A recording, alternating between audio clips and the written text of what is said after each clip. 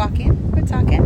So let's get into it. I am about to leave for my sister's wedding. It's a destinations wedding. So, this build up and all the preparation has been really exciting.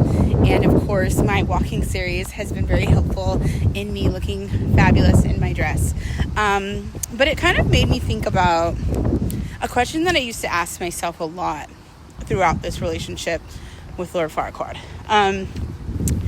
And I would ask myself, would you want to do this for the rest of your life? Or could you handle this for the rest of your life? And always internally, the answer was no.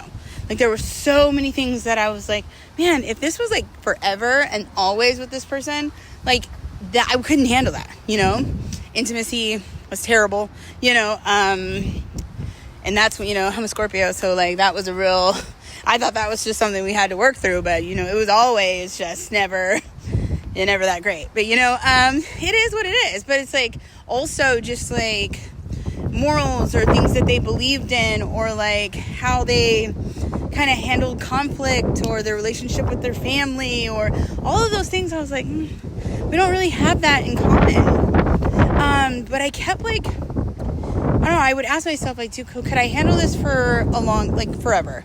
And even though my answer was no, I still convinced myself that like it would get better, or maybe it was just right now, or maybe it was because he was going through this.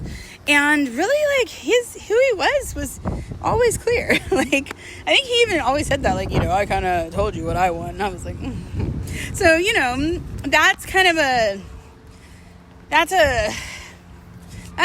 that's on me for wanting to change something. I think I maybe just couldn't believe it. I was like, that's all you want? That's where we want to settle there? No.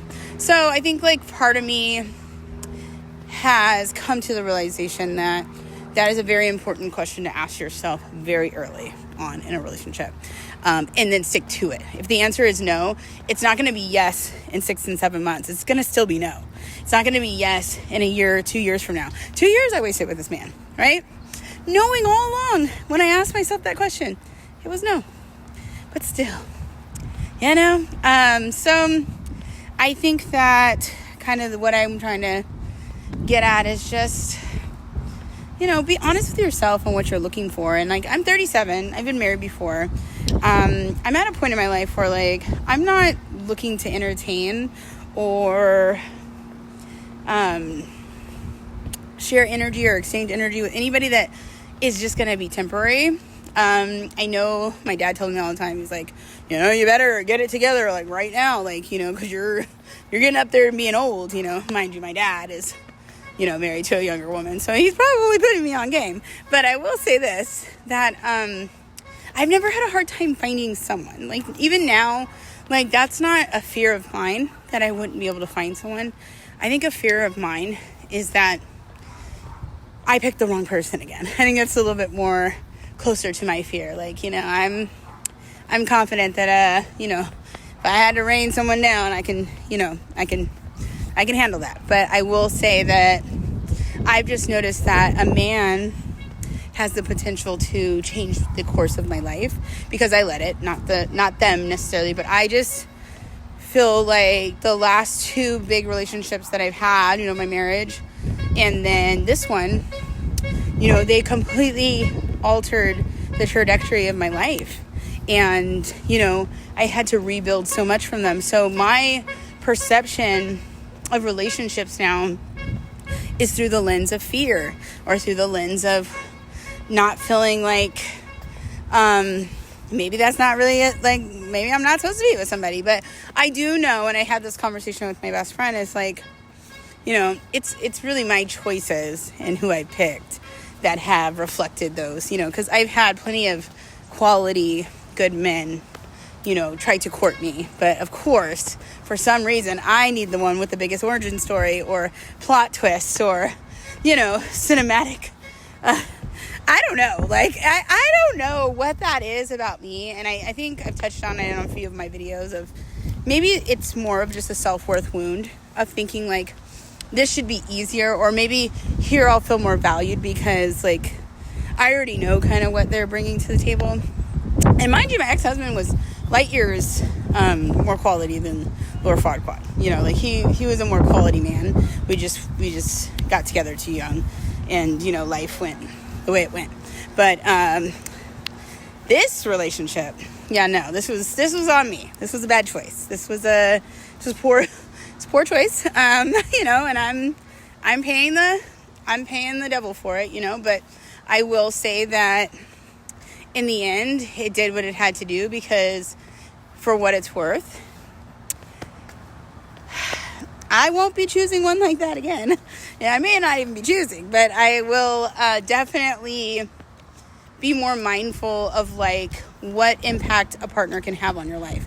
And that's just advice to anybody. And I think all of us who have, you know, loved and lost and learned and are kind of at a certain age, we know that, you know, a partner is one of the most important decisions you can make in your life, because it can change the way your life goes. You know, you have a great partner, you can have a great life. You have a bad partner, expect hell, you know? So that is the lesson of today, is just to choose wisely and to choose yourself first. And I do know that I'm building such a life for myself that I'm not going to say that I want to be alone forever, but I'm content in being alone for right now.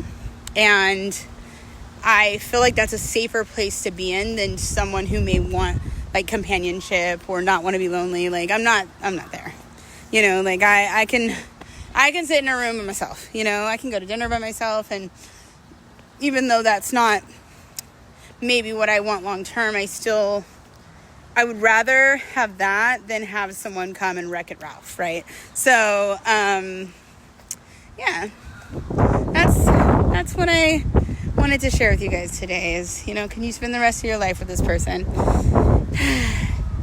So if you're in a relationship now, ask yourself that, you know, because I don't think we date to marry enough. And I think there's the opposite. I think like we think we're dating to marry, but we also are like so quick to also like throw people kind of, or count people out as well. And so I think that that's where, at least for me, the complexity went, right? It's like, you know, I think of relationships as something you have to build. You have to kind of learn each other. You know, they're not going to be maybe perfect on every cylinder, you know, and so I gave that too much grace, right? Thinking that there's things, but you do have to also see that there's certain things about people that just won't change, and that's okay. Like they're just built for someone else, you know, or somebody that might take a little bit less. And I do require more. So like when I'm not being met, I'm not really a pleasure, right? I'm not going to be a bag of rainbows. I am going to be up your ass and around the corner because I require more. Like I do. Like I'm going to tell you like, oh no, we're not. So like, I will say like, even though, you know, it may appear on these videos that I was just in love and stupid. I mean, I definitely was on this man's ass. I mean, I was not I don't know. I think I started off really, really kind and really trying, but like the more I got disappointed, like the more I was like, you know what, you know, and just bring the dog out of me because I am my father's child, you know? And so, he told me always to treat men like men. And so, or act like a man to men. And, even though I don't suggest that or recommend that, the more you hurt me, like the more that comes out. And so, you know, I'm all about taking accountability. I'm not going to be on here like I'm a perfect princess and you hurt me so bad and I'm never going to be okay. No. You know, dogs usually find dogs to play with, you know? So, anywho, more on that another time because I will get into a little bit more about the toxic traits I learned about myself. I knew there was some in my first marriage, but there was more that got brought out of this one. So, you know, we'll talk about that. We'll get to it. But for now, I'm going to walk this one out and get ready to look beautiful.